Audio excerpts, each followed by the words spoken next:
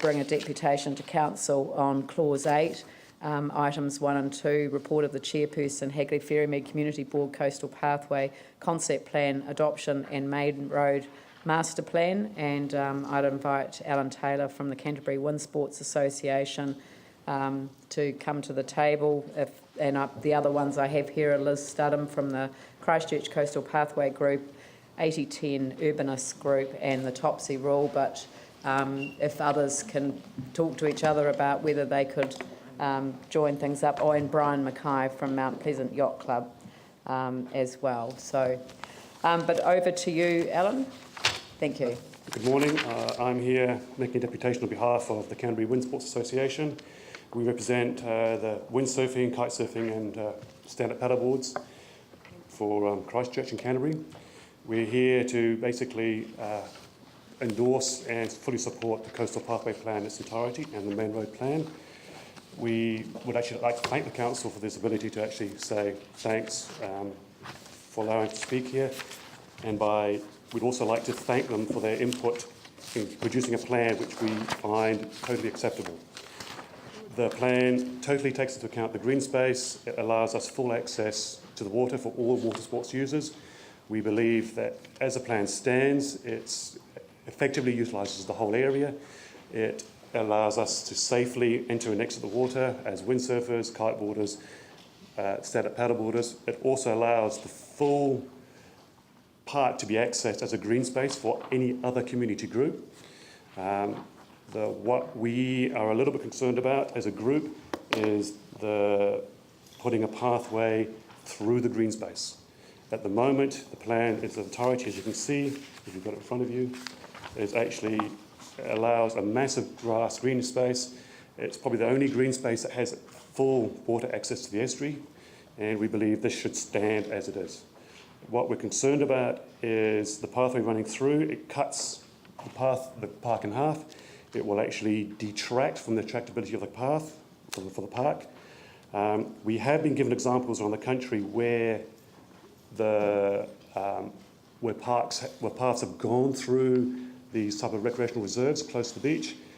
But if you notice carefully in the deputation we've handed to you, that the examples that have been used, if you look carefully to the left-hand side, you'll see that little that's about 200-metre strip of coastline. If you look back to the left, there's another 400-metre strip of coastline that's totally unhindered. So there is an option for two areas. With the coastal pathway, the only uninhibited access to the water is Scott Park. That is the only place where we will have pure, unadulterated grass access to the beach. Where this concerns, if you turn over the page, you will see that even in Mission Bay, where the path runs in and out to the beach and back. What we'd like to see is a pure, unadulterated coastline that we get in places like Maui, where windsurfing is a massive water sports. We see the estuary in the future as being almost a nationally recognised water sports facility. It's a great water resource, and by maximising the grass space, we can actually maximise the potential to use the water with craft, whether it's windsurfing, kite surfing, paddleboards, families just sitting on the grass watching. And if you look in places like Maui, there is uninhibited grass, it's trees, it's a lovely sheltered environment without pathways. Now if you look slowly down, you can see the Scott Park on a busy day. There is a lot of boats, cars, windsurfers, and when you mix wind in with that, you have a lot of equipment flying around. Having a pathway running through this will encourage non-educated users into the area, which could hinder and inject safety concerns. When you have a windsurfing rig or a yacht sitting there on the grass flapping away, people respect it, they walk around it. If you put a pathway through that, you're suddenly giving the pedestrian the mental capacity that they have right of way. And if they trip over a windsurf board, then we're liable. And what we're trying to do is just allow access to the park for everyone, whether you're walking or not. But when it's windy, people will realise that it is still an area that you need to take care. Putting a pathway through there, irrespective of barriers, the pedestrian will always feel, or the cyclist will always feel they have the right of way, and it could cause conflict, which we have experienced in the past.